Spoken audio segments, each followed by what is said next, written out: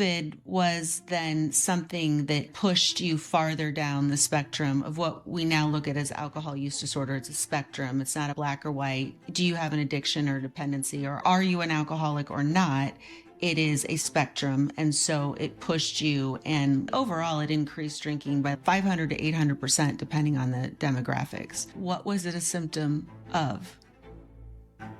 Self-neglect.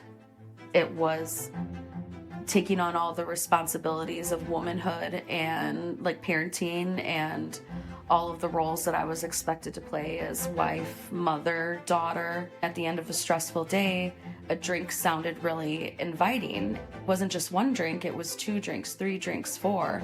And it wasn't even drinks, it was taking shots. I needed my hands to be free so I could be with the kids, hold the kids, cook the meals. You didn't even have time to drink, but you figured out by doing shots that you could streamline that process. Yes. Alcohol was solving a problem. You go to work all day, and after, I'm sure, a morning full of kids, then you're at work, stressful case management stuff. Then you come home and you need relief. But you don't even have time to sit down and have a glass of wine properly. So you started doing shots of vodka. Yeah. I would keep track of the shots that I was taking on my refrigerator with the alphabet magnets. And I started to drink quantities of alcohol that would have scared me to even think about attempting to do. I couldn't go to AA and stand up in front of everybody and make the declarative statement, I'm Carley, I'm an alcoholic, and I'm powerless against alcohol. Because there was something inside of me that knew that wasn't true. I had evidence that wasn't the case for 32 years of my life. I decided that I just needed to ask for help. And that's what I've done the entire time, is keep asking for help. I continued to ask for help from anyone and everyone and any resource that I could find until I found the right person and the right resource. That when I reached that moment of being sick and tired of being sick and tired, I could do something about it. And that was the start.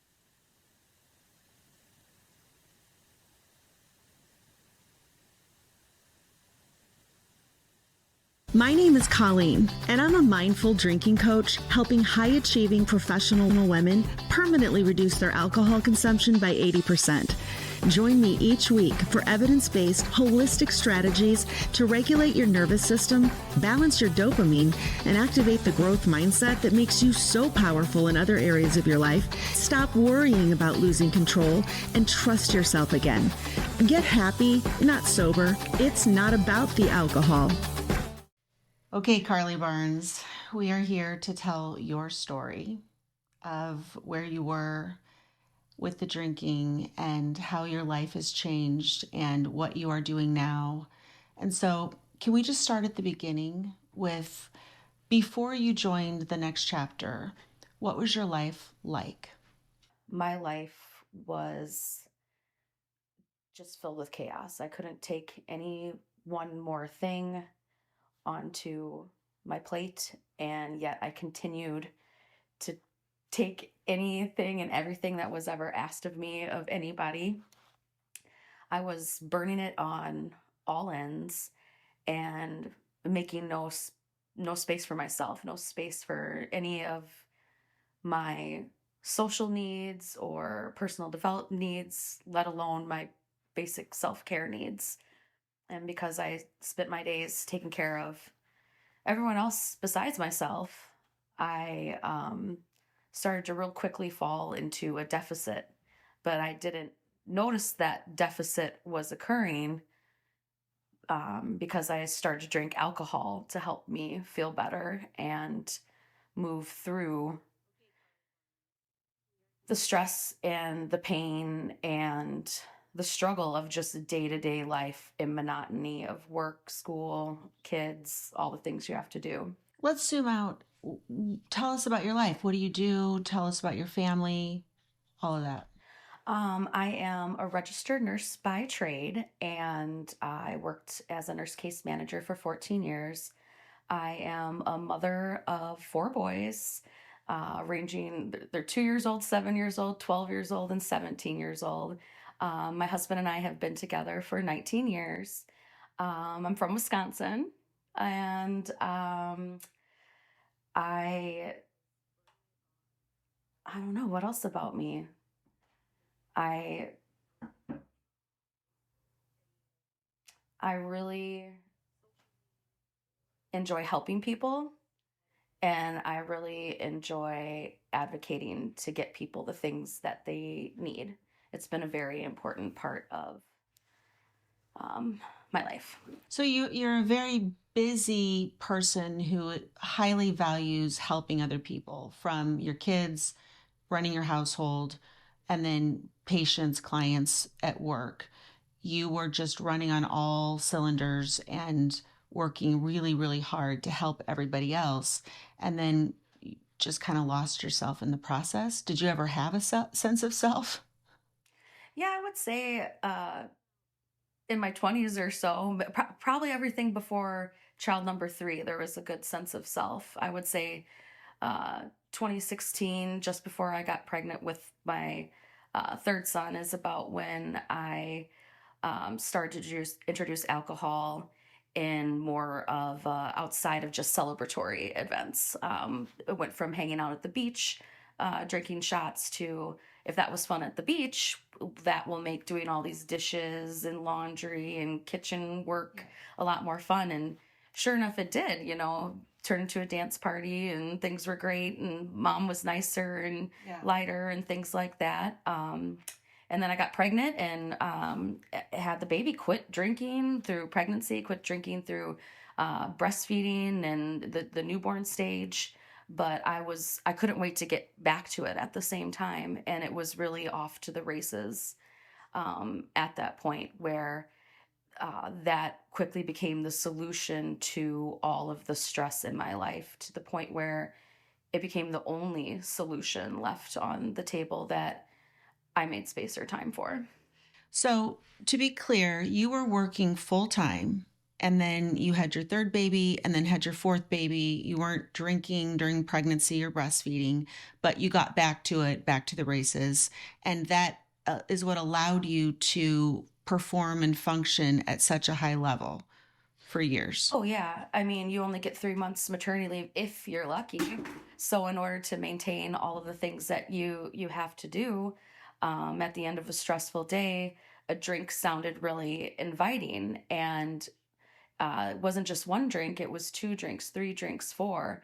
And it wasn't even drinks, it was taking shots. I needed my hands to be free so I could, be with the kids, hold the kids, cook the meals. So you didn't even have time to drink. Yeah. But you figured out by doing shots that you could streamline that process. Yeah, it all started at the beach, as I realized I didn't have to bring in my drink into the water, or I could hold the kids, catch the ball, do the things, but still have the fun that all the other adults were doing. So I was able to participate in both worlds. And I just want to highlight here, alcohol was solving a problem. You go to work all day, and after, I'm sure, a morning full of kids, then you're at work, stressful case management stuff. Then you come home and you need relief, but you don't even have time to sit down and have a glass of wine properly. So you started doing shots of vodka. Yeah. Before we go into that part, were you ever a normal drinker? It sounds like you were. Yeah, I mean, I would say that I was a normal drinker by the standard of, I didn't think I ever had a problem. I drank along with anybody else. If I got a hangover, I got a hangover, but that was fun. It was worth it. Yeah. It wasn't anything that I was taking data on before. So when did you start thinking this was a problem? It sounds like you found yourself a solution, not a problem, in the beginning.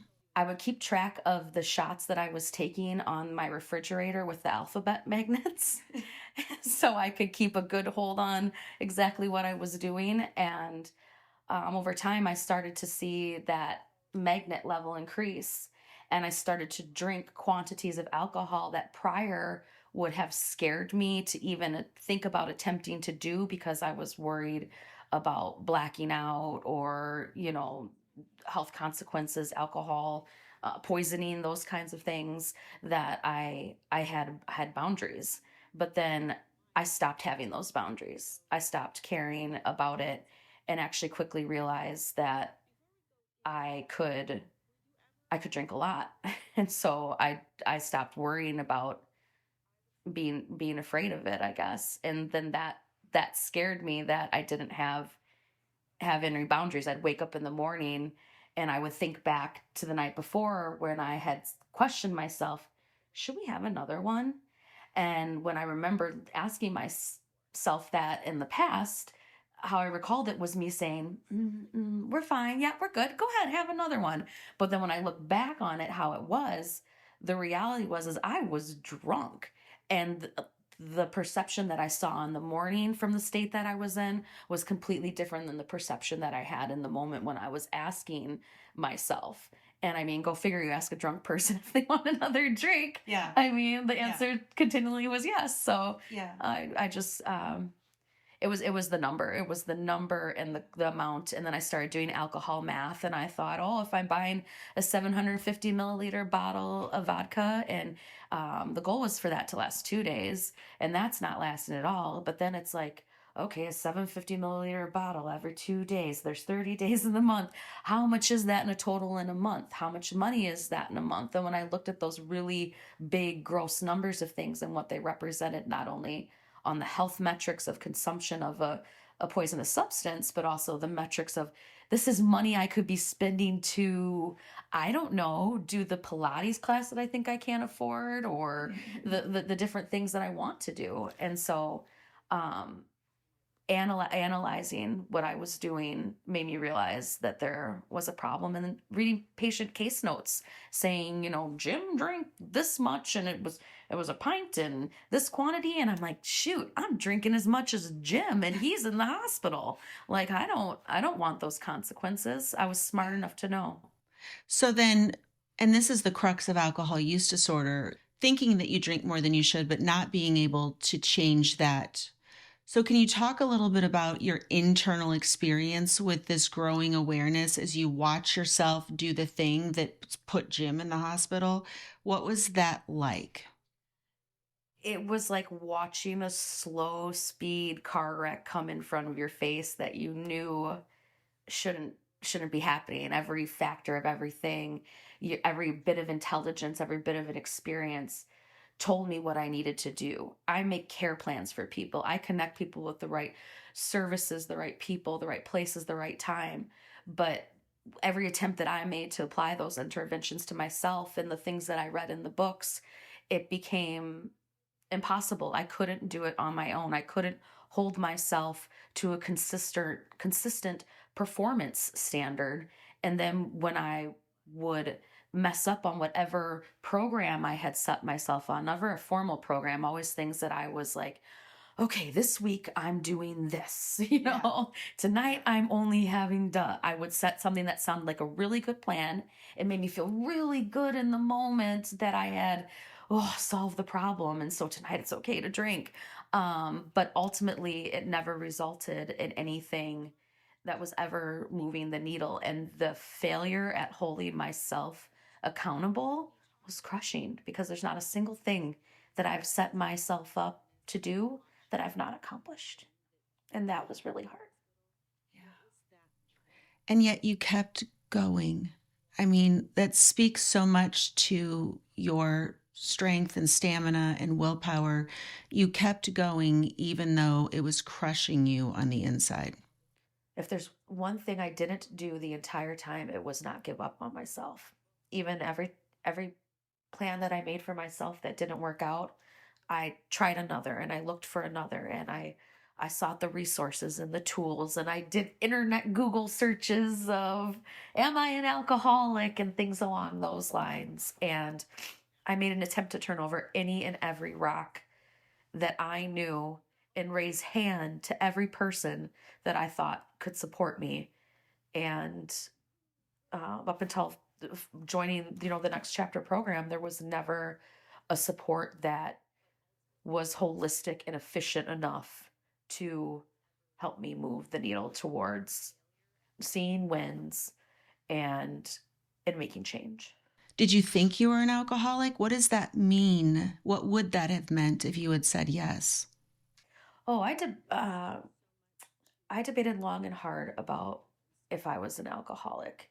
And I decided what it would mean if I was an alcoholic was that the party was over.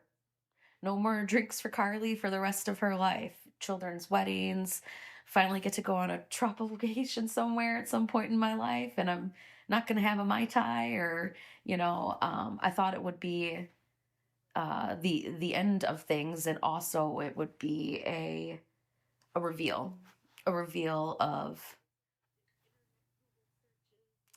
I guess, like not a deformity, but a deficiency of mine.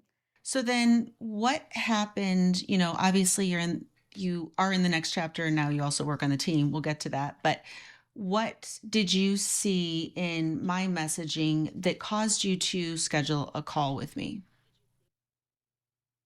It spoke to my bones. The messaging spoke to my bones that this was the right answer that fit for me. I couldn't go to AA and stand up in front of everybody and make the declarative statement, I'm Carly, I'm an alcoholic, and I'm powerless against alcohol, because there was something inside of me that knew that wasn't true. I had evidence that that wasn't the case for, 32 years of my life. And so I just couldn't put my finger on what it was, but what you were saying felt more reasonable to what I was dealing with. And it occurred to me that maybe the drinking was a symptom of other things going on. Mm-hmm.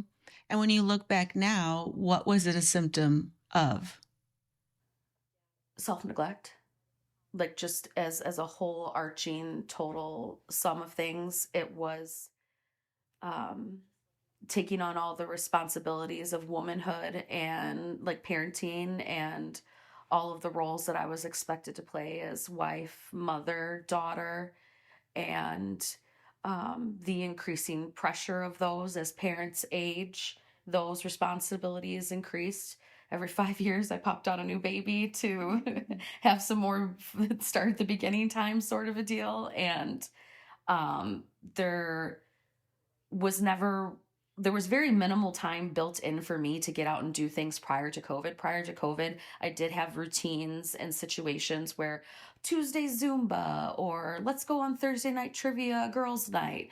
There was socialization built in where drinking was paired up with that, and it was very like not limited, but like associated. But then when COVID happened, it was a shutdown of all of those social platforms, outlets, third spaces.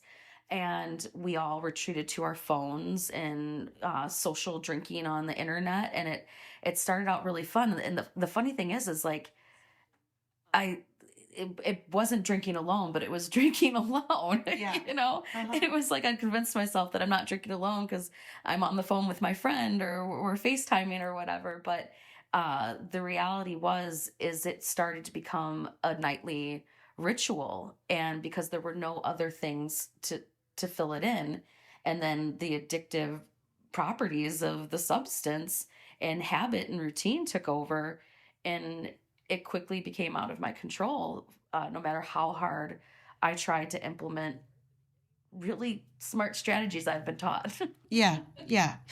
Okay, so COVID was then something that kind of pushed you farther down the spectrum of what we now look at as alcohol use disorder. It's a spectrum. It's not a black or white, do you have an addiction or dependency, or are you an alcoholic or not? It is a spectrum. And so it pushed you, and overall it increased drinking by like 500 to 800%, depending on the demographics. So you were not alone. So then let's see, it's 2025 now. So we met in 2024 and you had your discovery call. Tell me about the decision to join the program, because I know for you, cost was a factor. And it's not free. It's a huge commitment, 1 year long, 7-day a week of support, which is why it's not free. So talk to me a little bit about the decision to join, what you had to do to make that happen, and how it felt to like bet the farm on this program. I had looked at all the other options and resources that I knew that were available through commercial employer-based insurance. I was aware of what was out there, and I had tried all of those options. I had looked into providers in situations with like current therapists. I had found a support group for nurses that had gotten their licenses revoked, and it was a very lovely support group.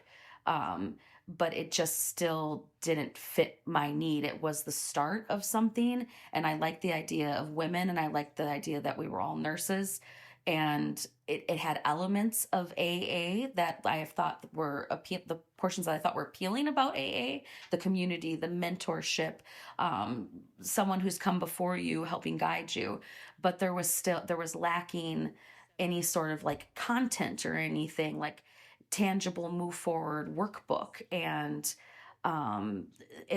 just the meetings and things like that didn't really work out for the timing of my schedule. I wasn't really aware of the life coaching world out there and programs. And then when you came across my TikTok and you said like, more alcohol will ruin my buzz, and you told me delay, don't deny, all of those things made real like cognitive sense to me. And so as I started to as I was drinking on my porch and watching your TikToks, I started to see more of your content. And I thought, maybe this is a rock that I should pick up and turn over and see. And as I started to look into things, there wasn't a price readily available, but I thought, I'll still see what's going on. And then I did see a price randomly listed somewhere, and I almost ghosted my appointment because I thought, this is too rich for my blood. This isn't something that a Carley Barnes nurse case manager making, middle class salary is able to afford with 4 children, husband, a roofer. This was more than my first car. As like an 18-year-old, and I compare a lot of things to that. But my thought is that the reason I didn't ghost you is because my thought was, I'm going to get a free hour of this lady's time. At the very least, she's going to tell me if I am or I'm not. I thought at the very least you'd tell me if I was an alcoholic or not an alcoholic, and you would set me in a direction somewhere I could at least get some free advice. But then when we got on to the call and you explained everything to me about the programs and the offerings, and honestly, I just think the level of hope and the fact that there was not shame involved in talking about this. You were like a very easy person to open up to about how bad it got, and be incredibly honest, not like, well, it's like 2 or 3 drinks a night, sometimes it's less.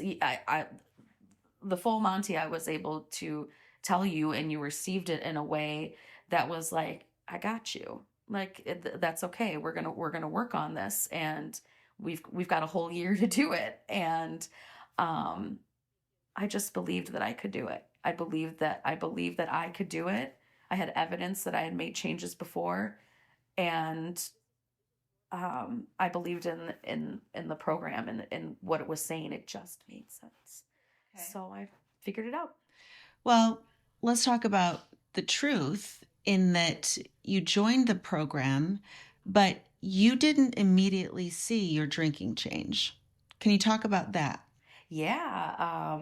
The fun thing is that it's a good and bad. When I immediately joined the program, the funny thing was I initially saw my drinking increase, and it was probably about 2 months into the program where I got sick of that. I didn't join this program so I could gaslight and trick myself into drinking, thinking that drinking 20 ounces of vodka in a night is healthy. That is not the goal. But what I was able to do was release the shame from what that was happening, so then I could actually move the needle on doing the work on myself, the shame, the blame, what's wrong with me, why do you keep doing this? And that allowed me to then be able to, the drinking just trailed along behind it. And so when that happened, where I was drinking more than I had, I raised my hand and I got coaching on it. And I said, I want to throw a wrench in this bitch. What are we doing? Like, what are we doing? How am I drinking more? Uh-huh. And yeah. And what did you hear or see? How long did it take you to have a shift? What was it that had to shift? It wasn't a one-time shift. It's a shift that keeps happening over and over again. And it's like a punch in the face every single time it comes, is it's not about the alcohol. Like time and time again, that realization comes to me, and it's just, it isn't about the alcohol. It's about all the other things that are,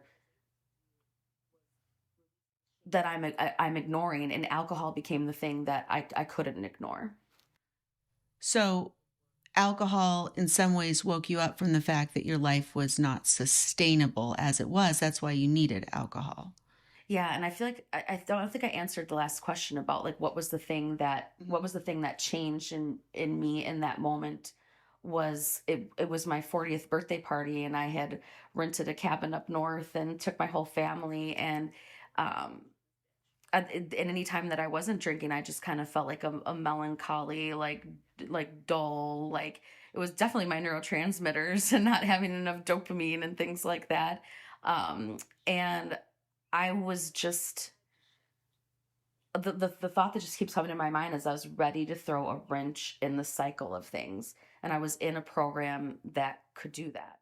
So I decided that I just needed to ask for help, and that's what I've done the entire time, is keep asking for help. I continued to ask for help from anyone and everyone and any resource that I could find, until I found the right person and the right resource that supported me to actually, when I reached that moment of being sick and tired of being sick and tired, I could do something about it. And that was the start of it wasn't the day I signed up for the program. Right. That was the initial start of the decline of the drinking. It was in that moment.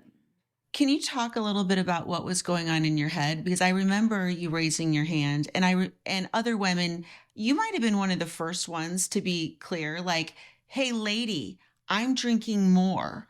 And I was like, "Thank you so much," because there are so many more women that are experiencing that, but it wasn't being talked about as much. And now it's kind of regular. Once a week, somebody's like, "Is this a thing? Like, why am I doing this?" Can you talk about just kind of the mental gymnastics where you were fighting with your inside voice? Like, what was the logic or what was going on where you were trying to apply the skills and yet the result was, I'm drinking more?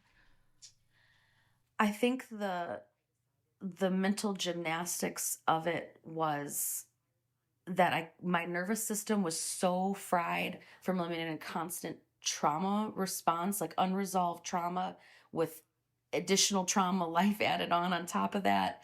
And my nervous system was just in a state of being fried from not only that, but like the feedback loop systems of what alcohol does to your brain and the chemicals, that I literally couldn't take in the information. I could hear the words that were coming out of your mouth, but they did not compute up here.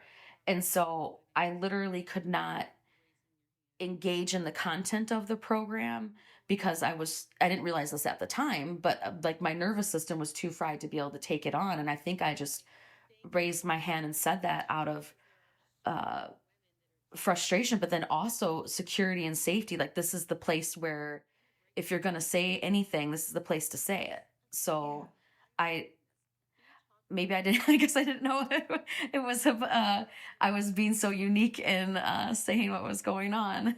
You are very unique.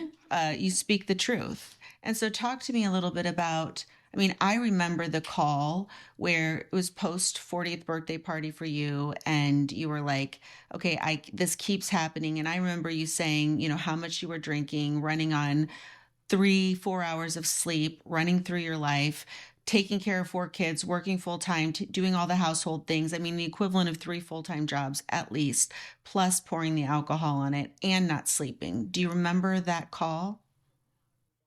Yes, I do. I remember that call very much.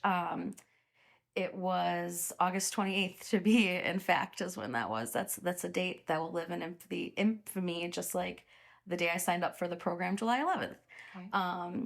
Okay. was the day that shit got real. I think that we were, you were coaching me on one plane, but then when I revealed the level of sleep that I was getting, or lack of sleep that I was getting, the tone of your voice and the level of concern that you like shared for me in that moment was a level that uh, no one has in my life, and if they have, it wasn't in a really long time. And so you took a tone with me that I take with my patients when I'm concerned for their life, and the fact that you were someone who deeply knew about these things, because not only had you experienced it, but you had coached, hundreds and thousands of women through it.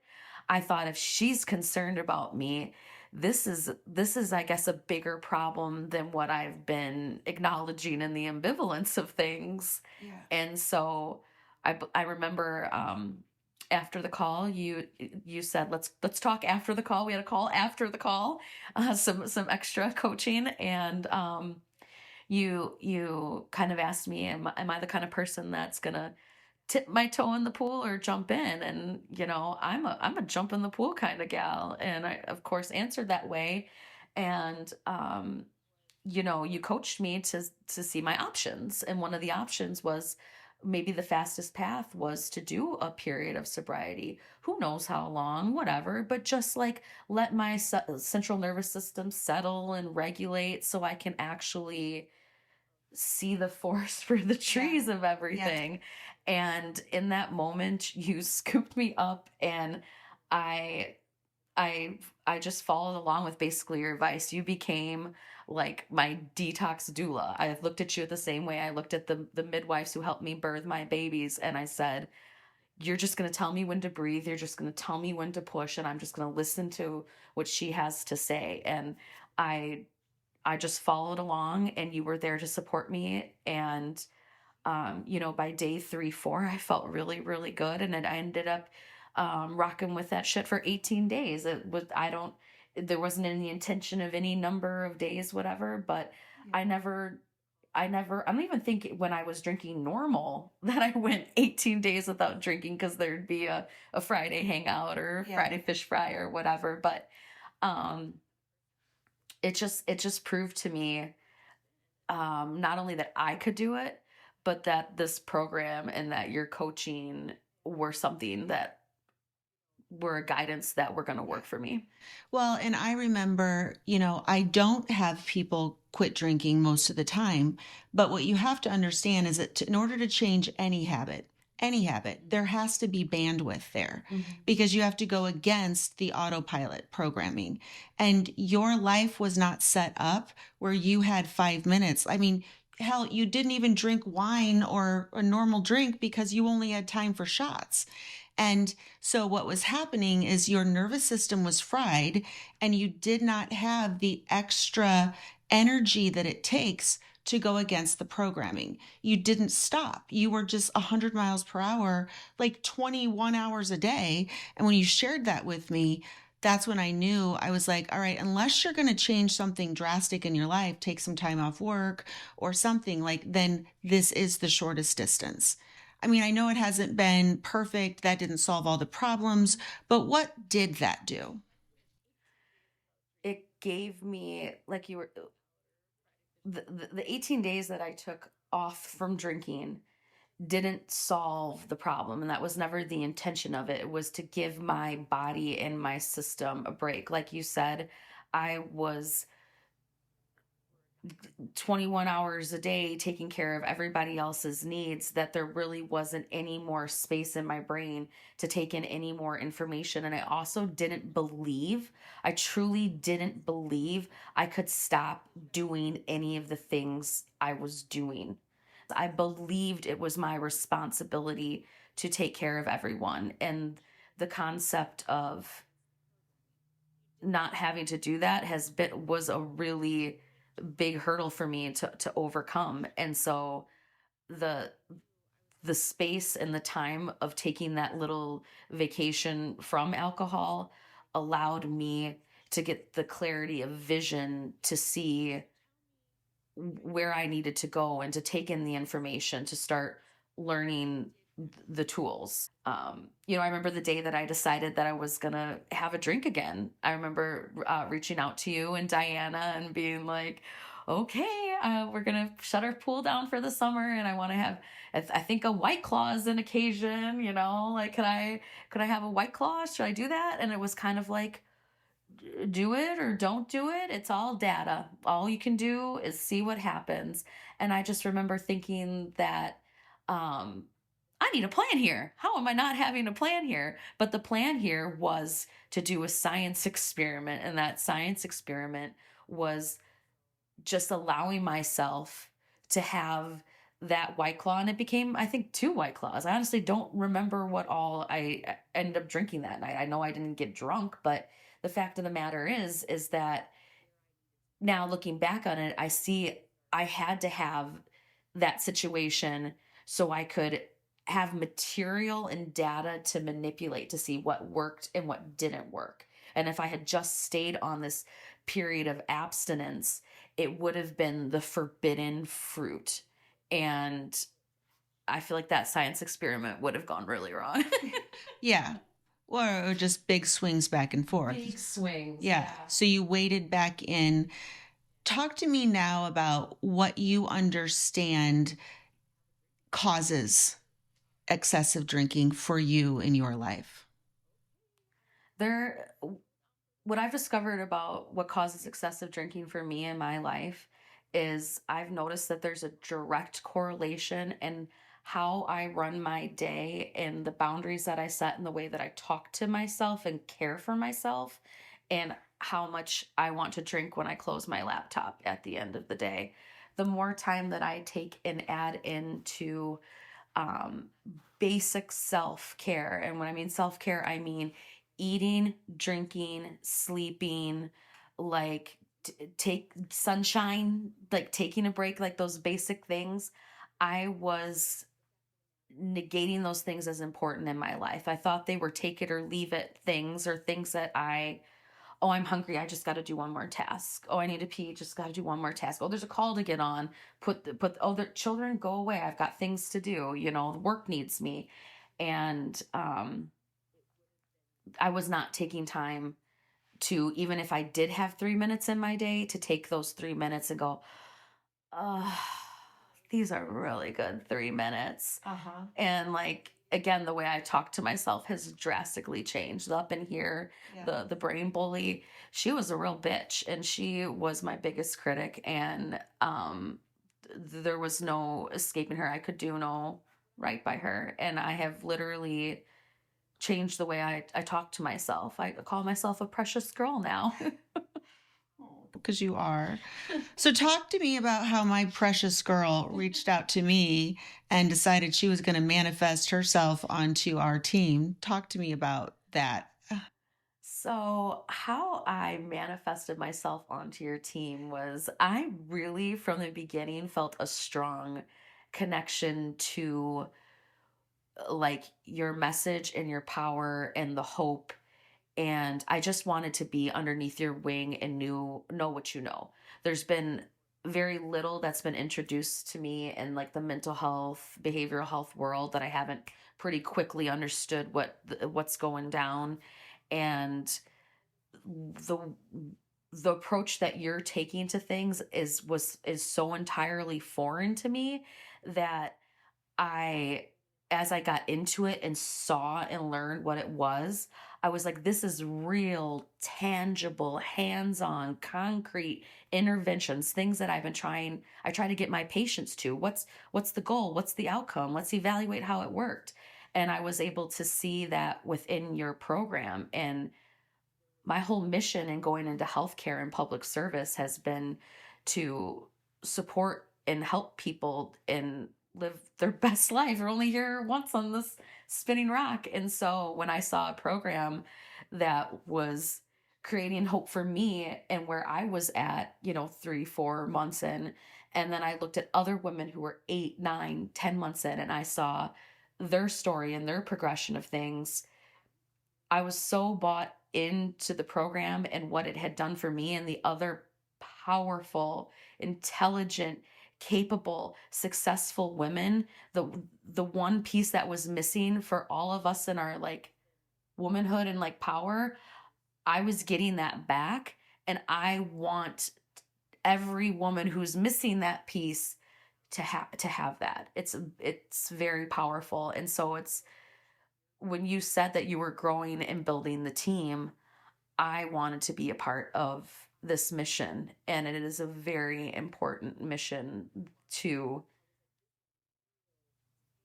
have the ability to know that nothing has gone wrong. Has gone wrong. That everything is okay, and there's nothing wrong with you, and you can go from being a regular drinker to a substance use disorder drinker back to a regular drinker. There isn't a, how it's been defined as the pathway isn't facts. And so I just want people to know they don't have to live sad, shameful lives. Yeah. Yeah. And that the real goal is to live in a regulated nervous system, because that's then, so that regulates the desire to numb and dumb with the shots or whatever. So that's the goal. Like, I think the sobriety industry is getting it wrong. Everybody says the solution to overdrinking is no drinking. No, the solution to overdrinking is having no desire to overdrink, so that you can trust yourself, whether you're drinking or not. So talk to me about what you do for my team. And then I also want to acknowledge how much personal growth, it's like you've just been climbing up the 10-foot ladder and jumping, and then you go up to the next one and 20-foot ladder and you jump. Like, your growth and your willingness to get outside of your comfort zone is like no one I've ever met in the time period that you're moving on. I mean, your growth is just a very sharp curve up. So talk to me about what you do, maybe the training that you went and got, and how all that's felt. And like, can you believe that, a few months ago you were working as a caseworker and couldn't afford to leave, and then now you're doing this? Like, how does it feel to actually, where am I? Thank you for acknowledging my growth. That feels really good. And I concur that there has been a lot of rapid growth. And the thing that I can attribute this like speed trajectory to is honestly like first of all, me, like, I am a strong, like, I say I'm going to do it, I'm going to do it. I have integrity person. So I already know that if I set my mind to do something, that I'm going to do that. So I have to give my personal like fortitude credit.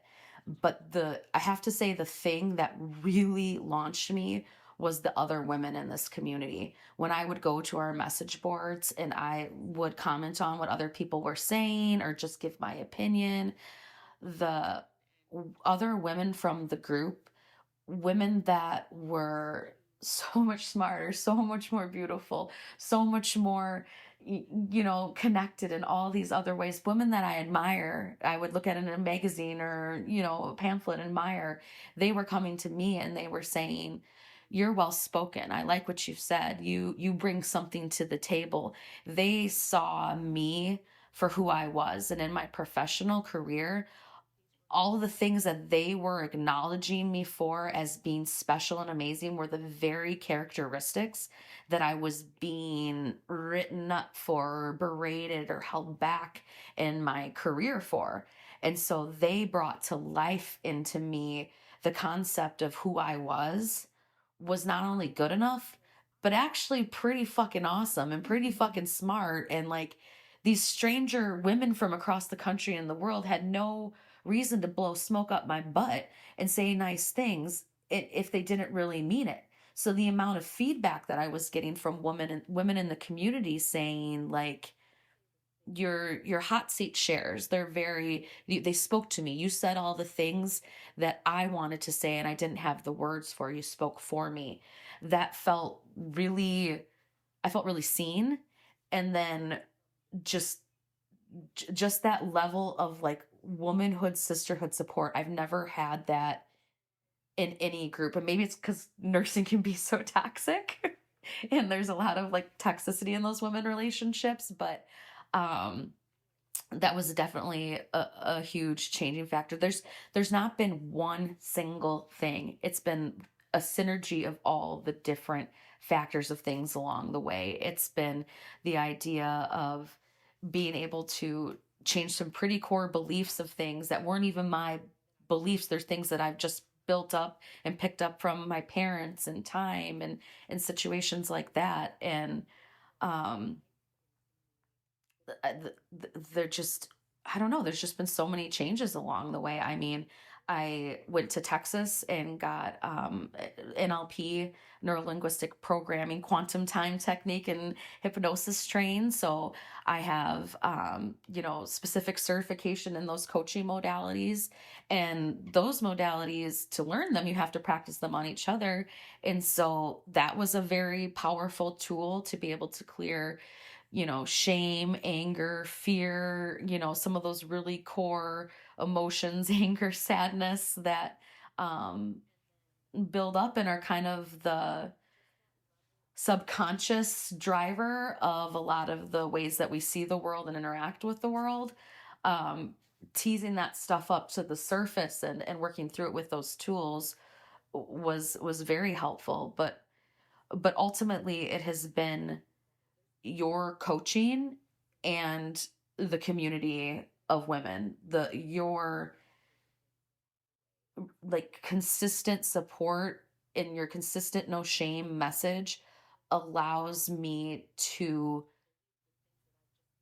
see the things that I have done and won successfully, so I can stand on that business to get to the next win. If you didn't help coach and support me in that way, then the only thing I'd be listening to is the brain bitch, and it would get nowhere. I've worked with a lot of very intelligent, highly trained, well experienced across different modalities. I've had a lot of family and friends with really good advice, but nothing has compared to the angle and the coaching that you take with your approach to this problem. Well, it's our approach now. Welcome to the team.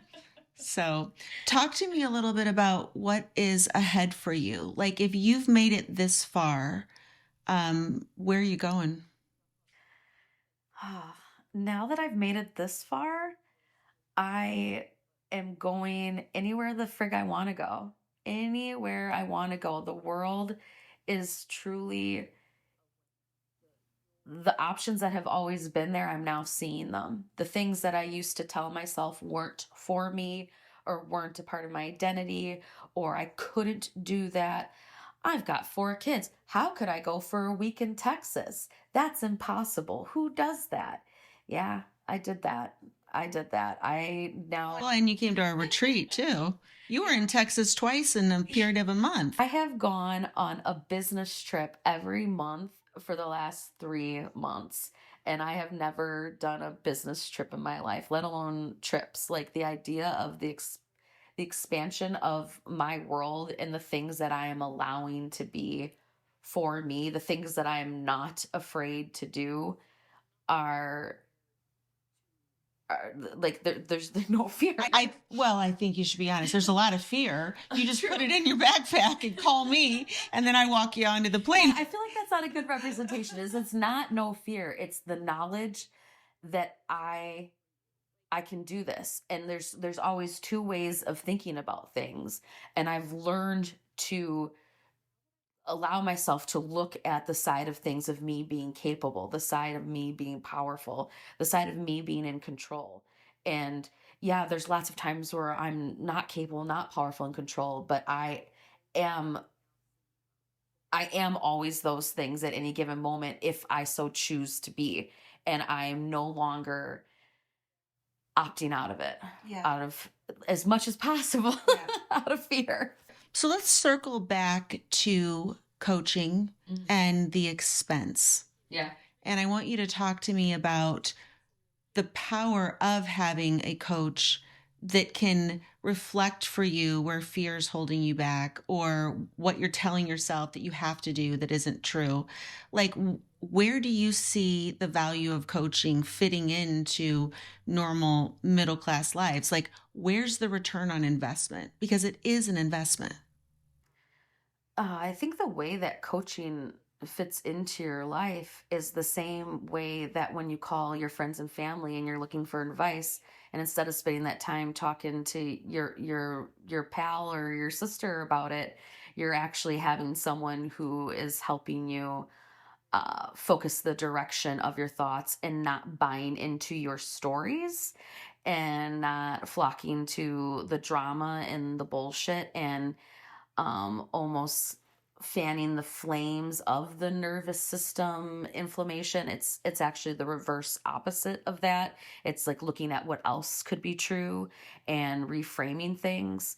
And there's just a huge difference between sitting down and looking at the problem and like wallowing in it sort of a deal, versus the idea of taking forward action steps. That's something that I always want to do. And traditional therapy was not offering that for me. That was not, at least the providers that I went to, it was sit down on the couch for an hour, cry, talk about how we got here sort of a deal. And here's $140 after insurance. And I'll see you next month. I'll see you in 2 weeks sort of a deal. And it never, maybe I had a momentary relief after walking out of the appointment because I had just cried and released hormones and told talk therapy is always good, but I don't, at a certain point you're done talking about it and you want to make a change. And I was at that point for a really long time, and on my own I could not make that change, even with the knowledge of how one should and the tools and ability to do it for other people. I couldn't do that for myself, and it required the structure of a program, the coaching from you, and then the beautiful women of the program to help reflect back to me who I truly was. Yeah, I kind of say we say there's three pillars of the program. It's the content, it's the community, and it's the coaching. And you need all three, Yeah. especially if you're really in the weeds with alcohol. So now that you're a coach, what have you learned from talking to other women in their story, in their struggle? What have you learned from talking to them? What I've learned from talking to women in their struggle and from their stories is that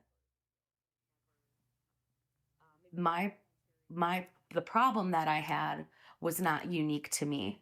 It was one of the most refreshing things and shame releasing things to come to one of the first coaching calls and to start hearing the women's stories and realize that I wasn't alone in these thinking processes and these patterns and the things that were going on. And so every woman that I talk with on the phone, um, that shares their story with me, um, I I see a piece of my story in it. There's rarely a share that I don't see myself in. And so what I've come to realize in working with women coming in is that, first of all, the problem's not unique, but also that it's something that is almost universally able to fall into. Like the struggle of the work and the kids and everything that's going on. It's very easy to look to alcohol to be the solution. And some people just stop at a glass of wine or two with that being the solution. At the end of the day, some people very successfully just medicate with one or two. But then there's a group of us who one or two isn't enough for the nervous system, and it takes over. And there's a certain part of that is like, it's just inherent to the level of expectation that women are expected to rise to. Mm-hmm. The expectations that were expected of me as a nurse, as a woman, as a mother, as a sister, as a daughter, were that I was accepting were too heavy for me to hold onto my plate, and I didn't have the boundaries and ability to say no. Literally just no. What might have happened if you hadn't joined the program? And how does that influence your coaching with women who are considering joining? Truly, I think if I wouldn't have joined the program, I truly think I would have had like a freak out incident at work. Work was getting really, really stressful, and um, there was there was no understanding in the corporate world of things, and it was what it was, and the mandates were coming down from the top, and I I believe the state that my nervous system was in, the lack of sleep that I was in, I was just one more unfair, wrong thing being done to me by leadership before I stood up and said, flip the table and said, F you, I'm done. And I truly believe I would have reached that breaking point, lost my job because you can't flip the table and tell everybody F you and still have a job. Um, I, I think I would have continued down the pathway of with the relationships with my kids, where they were like giving me kind of the side eye. They could see what was happening and know what was going on. They could see my eyes being glazy, or the fact that I forgot things, or my speech being slurred, or elbow hit the wall when you walk through the door kind of a deal. um I think that I would have further developed the shame that I was feeling, that I wasn't a good mom, which isn't couldn't even be further from the actual truth. I would have believed that. Um, Yeah. And so when you talk to women who are looking at that same trajectory where you keep doing what you're doing, it's going to go bad. And then also you understand the pain of ponying up money to join a program. What I like about my program, though, our program, is that you do it in the middle of your life. Going to rehab might work for 30 days or 60 days. They make you green juice. You sit, you cry a little bit, you write in your journal, you get some help, but then you have to go right back into the environment that was causing the problem in the first place. yeah.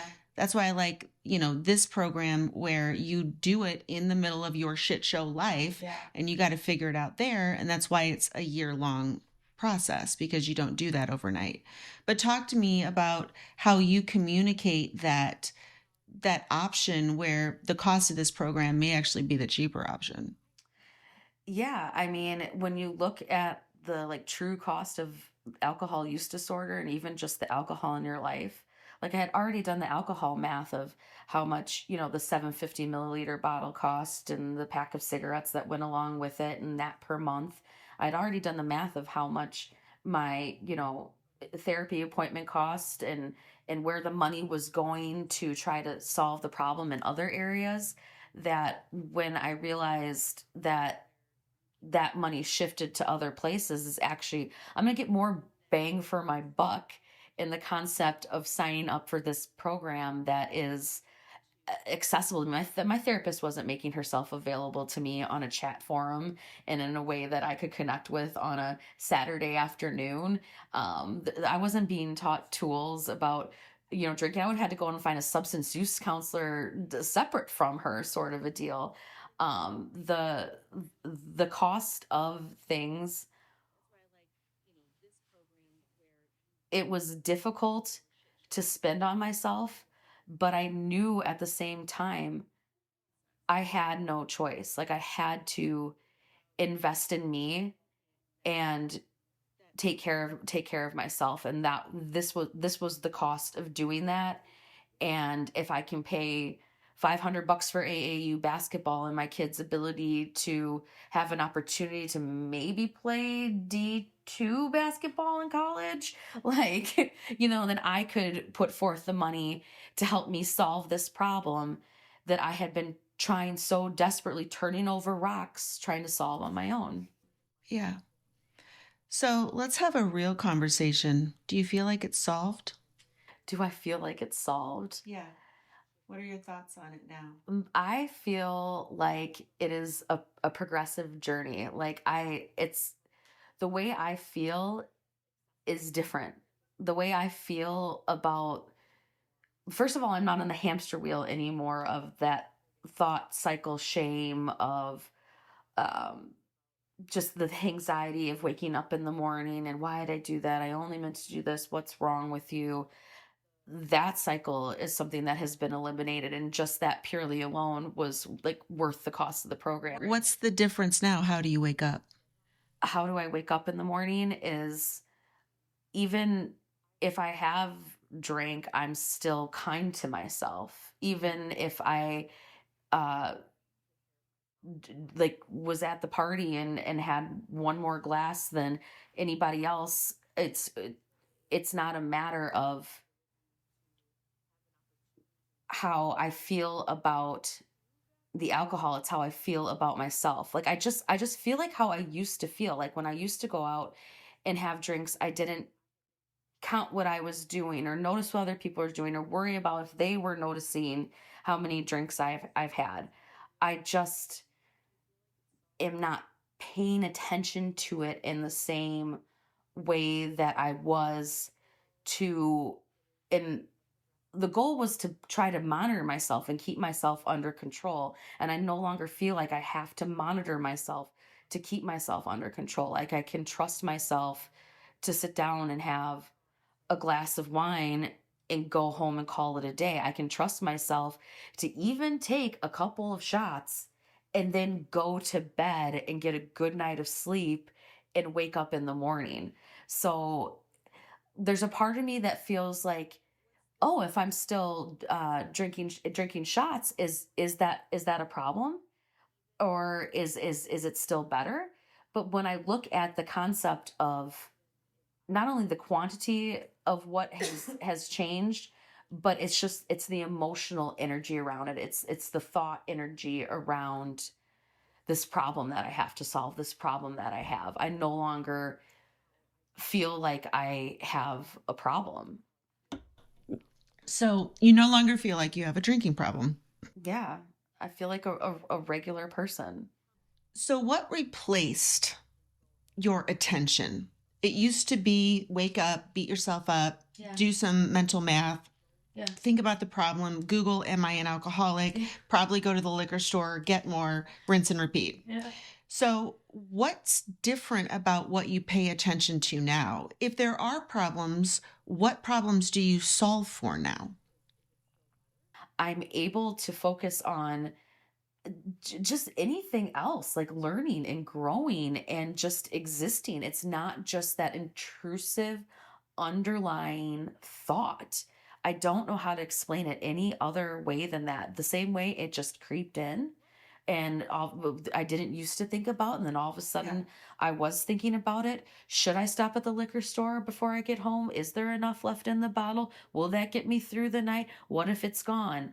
Like those intrusive thoughts just started to creep in, and like just over time, the ability to realize that I do have control over myself and find the evidence in ways that I always have had control over myself, and believe in that, work towards that, and then you add in the tools, it continued to show me that I didn't have a problem. I just kind of like had a knowledge deficit, a tool deficit, uh, a time deficit, and I just I spend my time now doing my best to try to help women understand that this is a hole that you can fall in, but it's one that you can come back out of. You don't have to stay in it. And then and along the way, you don't have to quit drinking. It's not something that is a requirement to get back in control of those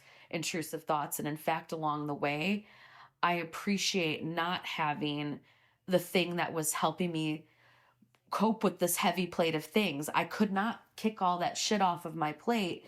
And if I could have, if there's a world where I could have kicked that off, then I probably would have been able to really easily stop drinking. But in a world where I still had all these responsibilities and I was slowly clearing it off with the space for me, I almost still continued to need the medicine and a slow taper to get myself to be able to transition. And so it's a really nice, loving way to take care of yourself, to not, cold turkey it. I mean, Yeah. you don't take people off their mental health medications just like that. You do a slow taper because there's brain chemistry involved. I mean, that's how I know that, because I did that. I went cold turkey off, 750 vodka, also got off psych meds, decided to quit vaping, also be an intermittent faster. And, it was crazy. Yeah. And then 18 months later, I was still just like, I'm doing it all right. Why am I not feeling good? Yeah. And so what I want to double click on, though, is that what's happened here, truthfully, is you've gone into the code of your self identity. So we were talking last night about that saying, when the student is ready, the teacher appears. And I don't know if it was you or somebody at one point that said, oh, Colleen appeared and she's the teacher. And I'm like, no, ladies, no, alcohol is the teacher. When the student is ready, the teacher appears, and we're running through life, doing life. But for you, for me, alcohol became such a pain point that we could no longer ignore ourselves. We couldn't keep going. I got exhausted. I couldn't keep up with myself anymore. Neither could you. So can you talk a little bit about how you could be grateful for the pain of what brought you into this program, into the world of coaching, into a version of you where you believe that you're capable of anything? Yeah. It, I love that so much. The fact that alcohol, the realization that alcohol was actually my teacher and was actually the thing that allowed me to wake up and notice that I needed help in so many other areas. I was able to ignore that I was hungry, I was tired, I needed to use the restroom, that I was lonely, that I felt unfulfilled. This life should be kind of so much more than this daily monotony of running to baseball and work drive and things like that. Um, I realized that it, as much as alcohol became the thing that helped me cope with continuing to ignore those things that I was ignoring, it ultimately became the problem that I couldn't ignore, and therefore forced me to address all the things that I wasn't. If I hadn't gotten so into the weeds with alcohol and that alarm and the concern for my health from what alcohol was doing, I would have never taken the concern and the alarm for what I was doing for my body with sleep and nutrition and my social mental health. Though all of those things I were things that I could ignore how unhealthy they were becoming. Um, Probably because I couldn't keep track of them with magnets on my refrigerator. But the idea that the alcohol consumption and the way that I was drinking, I don't think I realized it. I obviously didn't. I didn't realize it at the time. But now when I look back, seeing as it was a direct correlation to how I was running my life, it was the sign that I was running my life the wrong way, and not wrong, but on deficit. I was running a program that set me up for a deficit on a daily basis, and I chose it and allowed it, and in fact said more. Yeah. More. But did you choose it? I mean, we were all raised that way. That's why I love what we do, because women are waking up to the fact that we don't have to work here 24/7 and deny our own needs and sacrifice. And that's not going to set our kids up for failure, or that's not going to set our kids up for success either, to teach them that this is what a mother is, somebody that works tirelessly, selflessly, has no emotions, but good job, honey, and here's your homemade meal. Like, this is not sustainable. And I don't want my daughters to, be that way. And your future daughter-in-laws, like, women need to take their power back. That's why we're drinking. Yeah. Yeah, absolutely. It's about the idea of,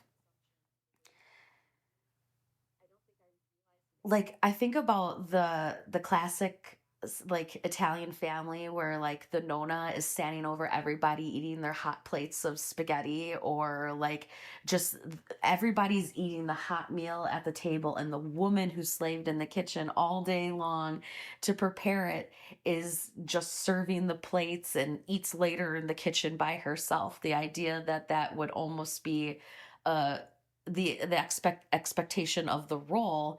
I know that there's other roles that existed out there, but I saw that as the role of someone who is doing it right. A woman who is taking care of her family is doing A, B, C, D, X, Y, Z. And so, in order to, I wanted to show how much I cared and loved and wanted my family, that I took messaging from multiple areas and said, well, if I want to show that I'm really unconditionally love you, then I won't eat. I'll make sure I'll fix all of your plates hot, hand them to you. And by the time I get to my plate, the food will be cold. But that's okay, because that's what that's mother's love, you know? Yeah. Yeah. Yeah. Can you talk a little bit about how it's affected your family to grow some boundaries and put more Carly time on the table? Yeah, that has been an interesting journey in taking back uh my power and my space. There's been a lot, and it's just simple things like not answering my phone when every time it rings. You know, there's been a couple people in my life who are like, I can never get a hold of you now. And it's like, yeah, because I don't drop the thing that I'm in the middle of or interested in or doing, break my concentration to meet your need. And so there's a lot of things that I'm putting my needs first. And I'm not talking about like, you don't get to do baseball because I'm now doing a Zumba class. It's more so the idea of like, I didn't think that I could ask for the space and create the space. And I was actually really surprised that when I said on Christmas, no, I don't want to play cards, or like, I'm not doing these dishes by myself, or I'm done making dinner on weeknights unless somebody's going to help me, sort of a deal. I didn't realize that I could do those things. And now that I've done those things and taken back and made space for myself, I'm, it's, I'm kind of realizing that it was like not a sham. It was all, you know what I mean? I could have done it this whole time. That whole time that I thought that it was impossible to say no, I could have been saying no all the time. Like the first time I said no, I was like waiting for some sort of like, and then nothing happened. And I was like, oh, I can say no. And even more than that, not volunteer myself for someone else's drama or bull crap. Like it's very much an instinctive mind to like be a helper. And if someone's sitting there drowning in their work, drowning in a situation, I absolutely want to like jump in and how can I help you? And even if it was to my own detriment or deficit, sort of a deal. And so, But now you know that jumping into the drama doesn't help. You got to kick, people have to want help to receive help. yeah. And then the help is outside the story that's creating the problem. Yeah. So talking about all the drama isn't helping anybody. No. So as we wrap up our conversation, I just want to thank you so much for your transparency and your vulnerability and your strength and your power to tell your truth and to keep going in search of bigger and better things and to never give up on yourself. Like that is such a huge thing. You never gave up and you never will give up. You keep going and going. So just to end, what story? She sees herself in your story, but she's scared. I feel like I would tell any woman who resonates with my story and is scared is that everything you want is on the other side of that fear that you're feeling. The fear that you wouldn't be capable of doing it, what if you tried one more thing and failed? What if this won't work for you? Everything you want is on the other side of that fear, and that if you are at all wanting the support to get to that, if you found that you cannot do it on your own, like I did, that this program is the program that brings together all of the modalities that you would need to support you to get to the next level. The coaching, the community, the content. I could have gotten each one of those from separate areas, separate providers, but having it be all under one roof with one group of women on a mission to make this change, and all under the same mindset that we can get happy and not sober, has been really powerful in getting to that point. And I would encourage them to book a call. First of all, book a call, talk to me. I'd be happy to go any further and any more depth. My story is an open book, and I would love to hear your story, and I would love to hear what you have going on and let you know the ways that we can support you, because it doesn't have to be this way. You don't have to feel this way, and it doesn't require going to AA to get the solution. Like, it's just not about the alcohol. It's just truly not about the alcohol. It's about the emotions, and getting emotionally sober was the most important part and continues to be the most important part of my journey. Well, thank you, my friend, so much.